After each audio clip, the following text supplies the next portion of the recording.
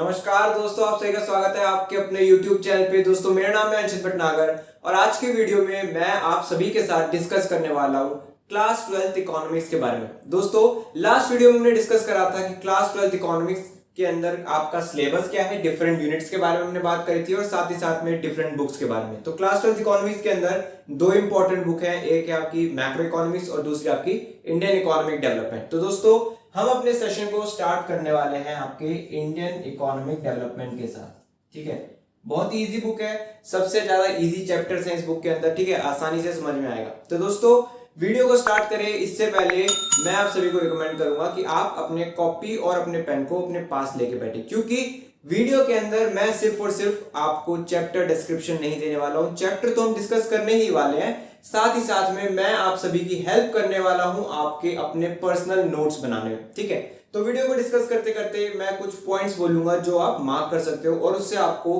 अपने personal notes develop करने में बहुत ही ज्यादा हेल्प मिलेगी। ठीक है, तो आओ स्टार्ट करते हैं। जो आपका चैप्टर है, चैप्टर नंबर 1, वो है आपका Indian economy on the eve of independence. ठीक है, चैप्टर के नाम से ही पढ़ के हमको समझ आता है कि पहली चीज इंडियन इकोनॉमी के बारे में बात करने वाले हैं। ठीक है, दूसरी चीज on the eve of independence, मतलब कि जब इंडिपेंडेंस मिली थी उस वक्त के बारे में बात करने वाले कि उस वक्त पे ब्रिटिशर्स ने हमको इकोनॉमी किस हालत में दी थी, उसकी क्या कंडीशन थी, उसके बारे में हम बात करने वाले। ठीक है, तो कुछ पॉइंट्स हैं चैप्टर स्टार्ट करने से पहले कि कुछ पॉइंट्स हैं जो कि आपको याद रखने हैं।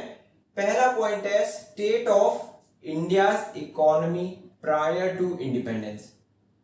एक चीज अभी इसको नोट कर लो। ठीक है, अपने नोट्स में सबसे पहली चीज ये लिखो कि चैप्टर नंबर 1 के अंदर हम जो कुछ पढ़ने वाले हैं वो है प्रायर टू इंडिपेंडेंस, मतलब कि इंडिपेंडेंस मिलने से पहले का पढ़ने वाले हैं सब कुछ। ब्रिटिशर्स के रूल में इंडियन इकोनॉमी के अलग अलग पार्ट्स कैसे थे, क्या कंडीशन थी, उसके बारे में पढ़ने वाले हैं।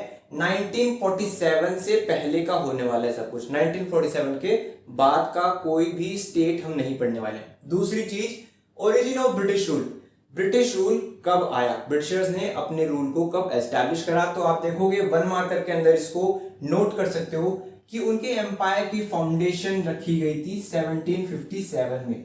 जो बैटल ऑफ प्लासी आपके ब्रिटिशर्स के द्वारा लड़ी गई थी 1757 में, वो थी आपके ब्रिटिश एम्पायर की फाउंडेशन। उसके बाद एक purpose of British rule, British rule का जो ब्रिटिशर्स ने इंडिया को अपनी एक कॉलोनी बनाया था उसका रूल क्या था। ठीक है, वो किस तरीके से रूल कर रहा था, और दूसरी चीज क्यों रूल करना चाह रहा था, पर्पस क्या था, उसके पीछे का पर्पस क्या था, वो इंडियन इकोनॉमी को क्यों रूल करना चाहता था। ठीक है, तो एक चीज आप याद रखो, टू यूज इंडियन इकोनॉमी, एक ही पर्पस था ब्रिटिशर्स का कि इंडियन इकोनॉमी का इस्तेमाल करना। किस लिए इस्तेमाल करना, अपनी ब्रिटेन इकोनॉमी का पेट भरने के लिए। ठीक है, सीधी सीधी बात है कि ब्रिटेन की इकोनॉमी को सपोर्ट चाहिए था।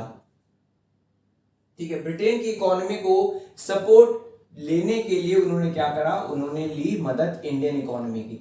जितनी भी इंडियन इकोनॉमी थी, जितना भी रिवेन्यू आता था, वो सब ब्रिटेन की इकोनॉमी के पास जाता। ब्रिटेन को बूस्ट अप कर रहे थे वो लोग। ठीक है, ब्रिटेन को पावर अप कर रहे थे। उसके बाद आओ जो पहला टॉपिक है उसके बारे में बात कर लेते हैं। तो पहला टॉपिक जो है आपका, जो आपको दिमाग में रखना है, जो याद रखना है, वो है low level of economic development under colonial rule. ठीक है, कॉलोनियल रूल के अंदर low level of economic development, colonial rule के अंडर, ब्रिटिशर्स के रूल के अंडर जो डेवलपमेंट थी, जो इकोनॉमिक डेवलपमेंट थी, वो लो लेवल की थी। ठीक है, कैसे लो लेवल की थी उसके बारे में बात करते हैं।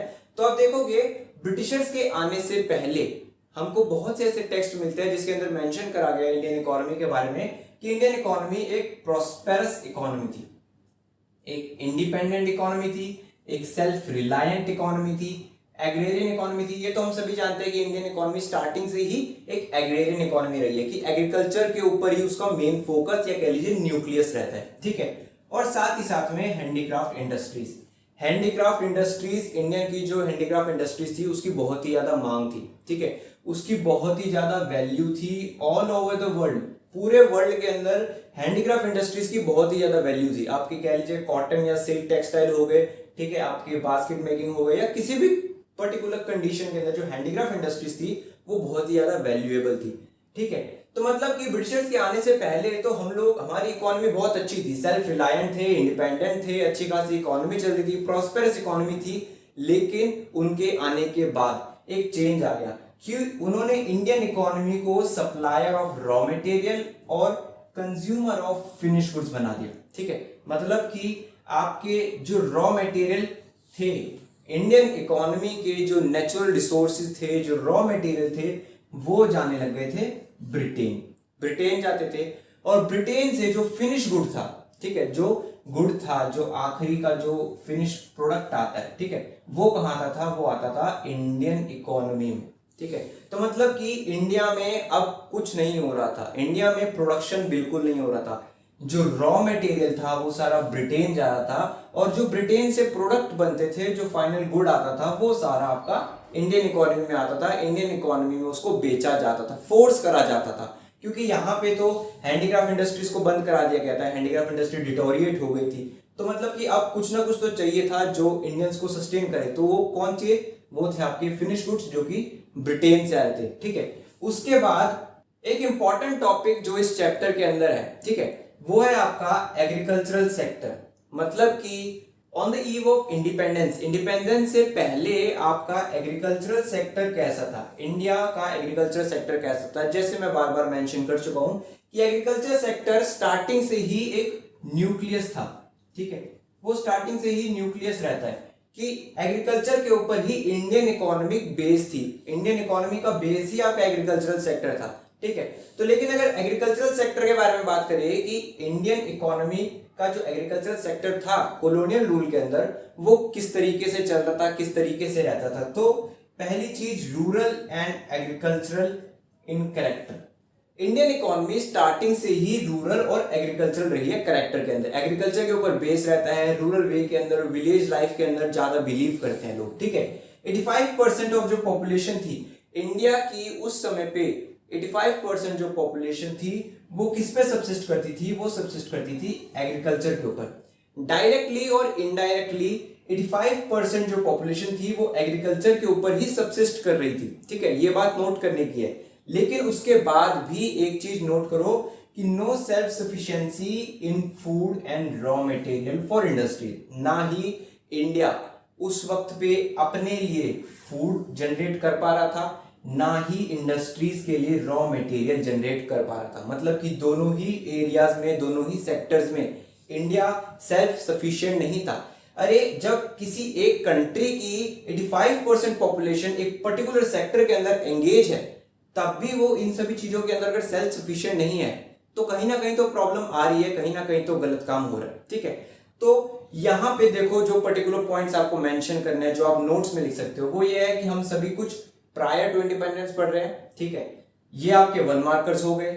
उसके बाद आप यहाँ पे देख लो कि इंडिया इकोनॉमी ब्रिटिशर्स के आने से पहले बहुत ही अच्छी थी, सेल्फ रिलायंट थी, इंडिपेंडेंट थी। ठीक है, लेकिन उनके आने के बाद वो एक सप्लायर ऑफ रॉ मटेरियल और कंज्यूमर ऑफ फिनिश गुड के तौर पे कन्वर्ट होके रह गई थी। ठीक है, और लास्ट में जब हम बात करते हैं एग्रीकल्चरल सेक्टर की, तो एग्रीकल्चर सेक्टर के अंदर इतने ज्यादा पॉपुलेशन एंगेज थी, फिर भी कंट्री सेल्फ सफिशिएंट नहीं थी। ठीक है, तो अब हम बेसिकली बात करने वाले हैं कि ये जो एग्रीकल्चरल सेक्टर था, ये इतना ज्यादा स्टैग्नेंट क्यों था, इतनी ज्यादा पॉपुलेशन को एंगेज करने वाले सेक्टर के अंदर डेवलपमेंट क्यों नहीं दिखाई दी। ठीक है, तो अब हम बात करने वाले हैं कि एग्रीकल्चरल सेक्टर स्टैग्नेंट या आप कह लीजिए डिटोरिएटेड कंडीशन के अंदर क्यों था। तो हम अब कुछ पर्टिकुलर रीजंस के बारे में बात करने वाले हैं। आइए दोस्तों बात करते हैं हमारे second part of the video, जो कि है आपका reasons for stagnation in agricultural sector. Agricultural sector stagnant क्यों था? स्टैग्नेंट का बेसिक मीनिंग है कि रुका हुआ क्यों था। ठीक है, डेवलपमेंट क्यों नहीं हो रही थी, प्रोडक्टिविटी क्यों नहीं बढ़ रही थी। तो एग्रीकल्चरल सेक्टर स्टैग्नेंट क्यों था, उसके रीजंस के बारे में बात करते हैं। तो पहला जो रीजन है वो है आपका लैंड सेटलमेंट सिस्टम। ठीक है, आप इन सभी रीजंस को लिख सकते हो, सभी रीजंस इंपॉर्टेंट है, इन सभी रीजंस को नोट कर सकते हो। तो जो पहला रीजन है वो है लैंड सेटलमेंट सिस्टम। जो उस समय पे एग्रीकल्चरल सेक्टर के अंदर जो लैंड सेटलमेंट सिस्टम था वो था आपका जमींदारी सिस्टम। अब जमींदारी सिस्टम हम सभी जानते हैं कि वो फोकस रहता है जमींदार के ऊपर। जमींदारी सिस्टम में जमींदार का रूल रहता है, जमींदार के अंदर कुछ फार्मर्स, कुछ प्रोड्यूसर्स काम करते हैं, और जमींदार का बेसिक जो एक रोल होता है वो यही होता है कि अपना बेनिफिट देखो, ठीक है, जमींदार चाहते हैं कि हमारे पास ज्यादा प्रोडक्शन आ जाए, हमारे पास ज्यादा बेनिफिट्स आ जाए। वहीं पे जो कंपनी थी, जो आपका ब्रिटिश रूल था, वो भी यही चाह रहा था कि जमींदार से मेजॉरिटी पैसे लेकर, मेजॉरिटी बेनिफिट लेके हम अपना बेनिफिट देखेंगे, अपनी ब्रिटेन की इकोनॉमी को प्रॉस्पर करेंगे। वहां पे किसी को भी एग्रीकल्चरल सेक्टर या हम कहे जो आपके एग्रीकल्चरिस्ट थे उनके बारे में कोई नहीं सोचता था। ठीक है, तो जमींदारी सिस्टम फोकस्ड ही ऐसा था कि आपका कि यहाँ पे स्टार्टिंग पे आपके ब्रिटिश एडमिनिस्ट्रेशन, फिर आपके जमींदार और यहाँ पे एग्रीकल्चरिस्ट।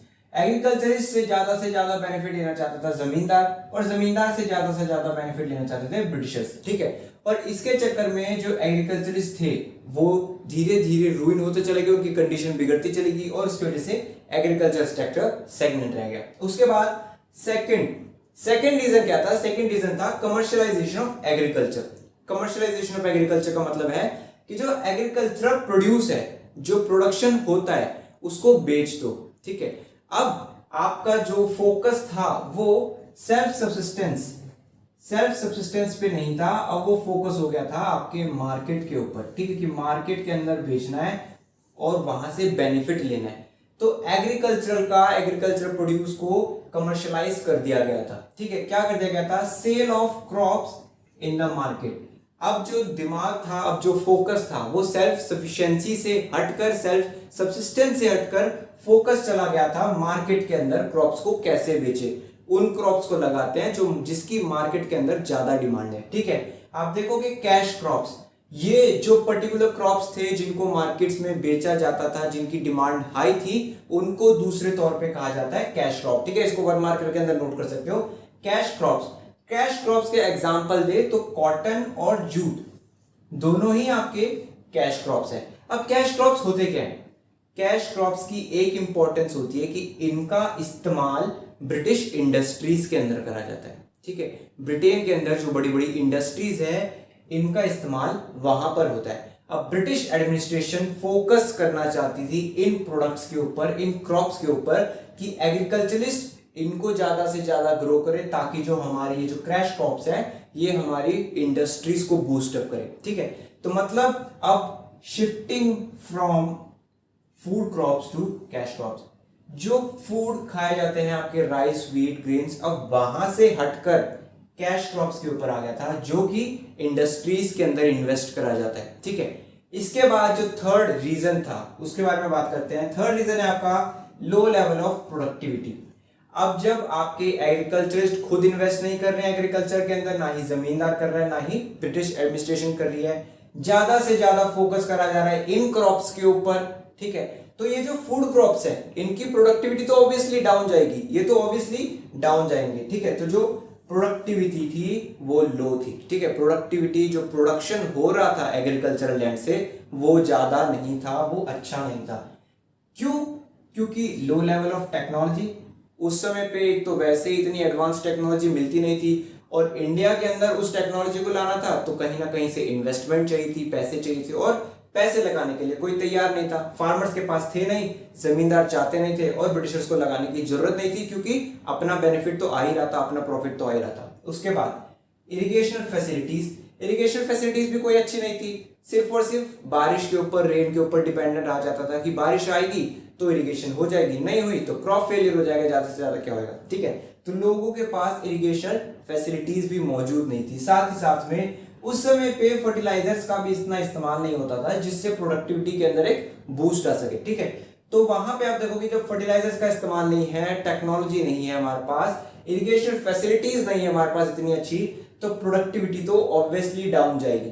ठीक है, उसके बाद जो लास्ट आपका रीजन था वो था स्केर्सिटी ऑफ इन्वेस्टमेंट।